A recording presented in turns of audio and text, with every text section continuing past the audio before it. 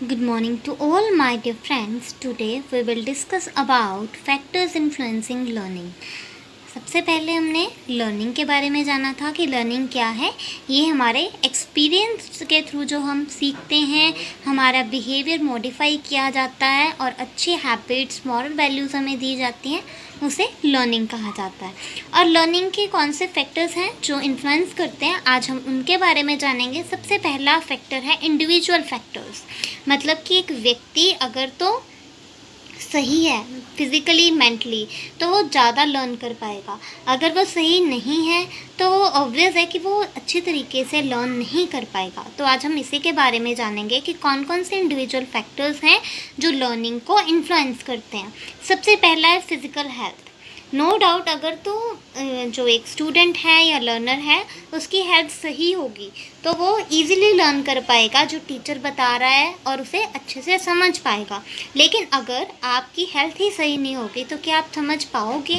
एक बार देखो, सोच के इस बात को कि अगर क्लासरूम में एक दिन आपकी तबीयत ख़राब है तो क्या टीचर जो बोल रहा है, समझा रहा है, आपको समझ लगेगा? नहीं ना।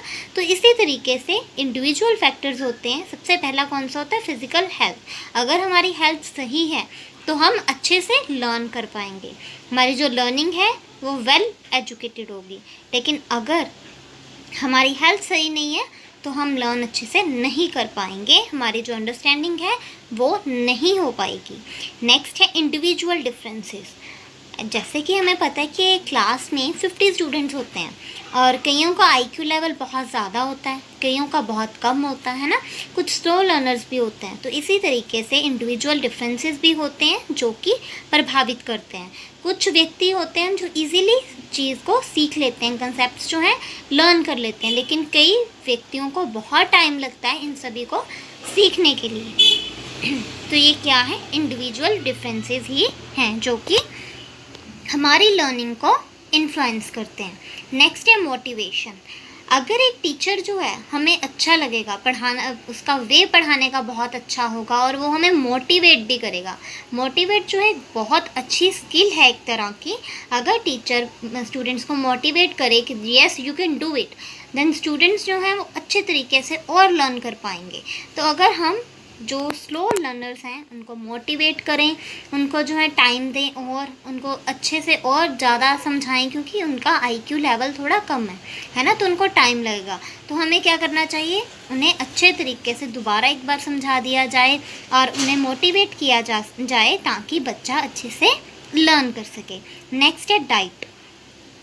जो हम खाते हैं वो सब भी बहुत सारे फैक्टर्स इन्फ्लुएंस करता है एक तरह की हमारी लर्निंग को, क्योंकि डाइट अच्छी होगी तो बच्चा जो है हेल्थ वाइज अच्छा होगा, उसकी हेल्थ ख़राब नहीं होगी अगर उसकी डाइट ख़राब नहीं होगी, है ना। तो इसी तरीके से डाइट भी बहुत इम्पॉर्टेंट है फैक्टर। नेक्स्ट है इंटेलिजेंस। ये तो मैंने पहले ही बात करी है कि आईक्यू लेवल, कईयों का आईक्यू लेवल जो है बहुत ज़्यादा होता है और कईयों का आईक्यू लेवल बहुत कम होता है, लेकिन डिफरेंस इनमें चाहे है ये जो है लर्न भी अच्छे तरीके से दोनों ही कर सकते हैं, अंडरस्टैंड भी कर सकते हैं, चाहे किसी को ज़्यादा टाइम लगता है चाहे कम लगता है, लेकिन फिर भी इंटेलिजेंस जो है वो बहुत ही इम्पॉर्टेंट फैक्टर है। वो कैसे? एक बच्चा जो है वही कंसेप्ट 5 मिनट में कर लेता है और एक बच्चा जो है उसे 10 मिनट में कर लेता है ना। तो ये फैक्टर्स जो हैं बहुत ज़्यादा इन्फ्लुएंस करते हैं। लेकिन ज़रूरी नहीं है कि जो हमेशा बच्चा टॉप कर रहा है, फर्स्ट आ रहा है, वही सबसे आगे है, उसका आईक्यू लेवल ज़्यादा हो। ज़रूरी ऐसा नहीं होता। हाँ, कई बार जो है क्रैमिंग ज़्यादा करता है बच्चा, तो कई बार उसकी अपनी अंडरस्टैंडिंग नहीं होती, लेकिन कई बार 60% जो लेने वाला बच्चा होता है उसकी अंडरस्टैंडिंग बहुत ज़्यादा अच्छी होती है, तो उसको भी अच्छा वोकेशन प्रोवाइड हो जाता है। तो इसी तरीके से इंडिविजुअल डिफरेंसेस पाए जाते हैं, उनके जो है आईक्यू लेवल डिफरेंट पाया जाता है। इंटेलिजेंस जो है वो भी बहुत ज़्यादा इन्फ्लुएंस करती है हमारी लर्निंग को। नेक्स्ट है सेल्फ डिसिप्लिन। सेल्फ डिसिप्लिन कैसे इन्फ्लुएंस करता है? जैसे कि एक टीचर क्लास में आया, हमें पता है कि हमने लर्न करना है, हमारा ध्यान जो है कंसंट्रेट होना चाहिए ताकि हम अच्छे तरीके से समझ पाएँ, और हमें पता होना चाहिए कि टाइम टेबल हमने बनाया और इस अकॉर्डिंग जो हमने पढ़ना है इस टाइम ये करना है, तो ये जो सेल्फ डिसिप्लिन है उससे बच्चा ज़्यादा अच्छे से लर्न कर पाता है। अगर आपने कहा कि हमने ये लर्न करना है तो आप कर लोगे, लेकिन अगर कोई आपको फोर्स करे कि आपको ये लर्न करना ही है तो कई बार आप वो उतने अच्छे से लर्न नहीं कर पाओगे। तो सेल्फ डिसिप्लिन जो है बहुत इंपॉर्टेंट फैक्टर है जो कि हमारे लर्निंग को इन्फ्लुएंस करता है। नेक्स्ट है प्रीवियस नॉलेज। अच्छा, अगर हम एग्जांपल लेते हैं कि बच्चे को 1 2 आता नहीं है ना, तो क्या वो सम सॉल्व कर पाएगा? नहीं कर पाएगा ना। तो इसी तरीके से प्रीवियस नॉलेज बहुत इंपॉर्टेंट है। अगर कंसेप्ट क्लैरिटी होगी बच्चे की, हम कहते हैं ना कि बच्चों के अगर कंसेप्ट क्लियर है तो वो अच्छे तरीके से आगे और अंडरस्टैंड कर पाएंगे न्यू कंसेप्ट्स को। लेकिन अगर उनके वही कंसेप्ट क्लियर ही ना हो तो क्या वो लर्न कर पाएंगे? नहीं। तो ये क्या है, प्रीवियस नॉलेज भी बहुत इंपॉर्टेंट है। नेक्स्ट है साइकोलॉजिकल हेल्थ। एक बच्चा जो है उसकी साइकोलॉजी, उसकी जो हेल्थ है, मेंटल हेल्थ जिसे हम कह सकते हैं, वो ठीक होनी चाहिए, तभी बच्चा जो है इजीली लर्न कर पाएगा। नेक्स्ट है रेडीनेस। एक जो टीचर है वो क्या करता है, सबसे पहले क्लास में जाके बच्चों को रेडी करता है, प्रिपेयर करता है कि वो इतने ईज़िली लर्न कर पाएँ। ईज़िली का मतलब ये है कि बच्चा एक्टिवनेस से, क्रिएटिविटी से सब चीज़ को समझे और उसे उतनी ही इनोवेटिवनेस से करे।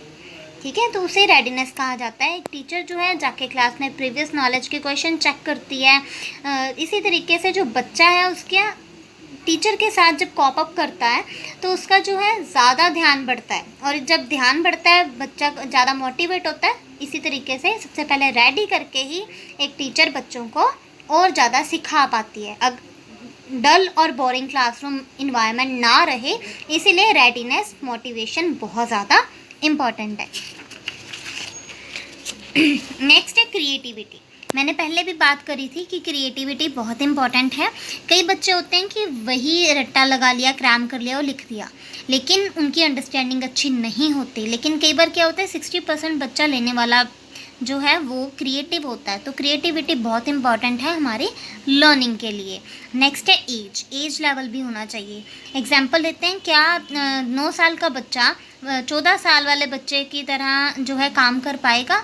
नहीं, क्योंकि एज डिफरेंसेस जो हैं पाए जाते हैं। हमारी क्लासरूम में भी अगर हम देखें तो कई 1-2 साल बड़े बच्चे भी होते हैं, 1-2 साल छोटे बच्चे भी होते हैं, लेकिन एज लेवल भी जो है उस टाइम पर लर्निंग को हमारे इन्फ्लुएंस करता है।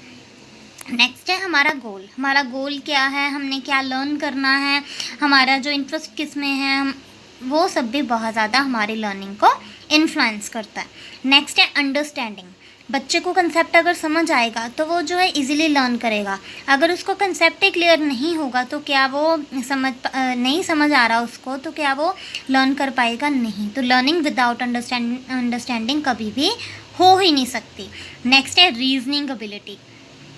एक बच्चा जो है उसका लॉजिकल रीजनिंग जो है बहुत इम्पॉर्टेंट फैक्टर है।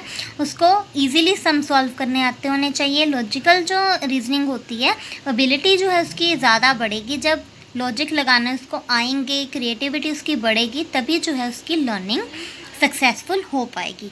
तो आज हमने इंडिविजुअल फैक्टर्स किए हैं, कल हम इन्वायरमेंटल फैक्टर करेंगे। Hope you like this. Thank you.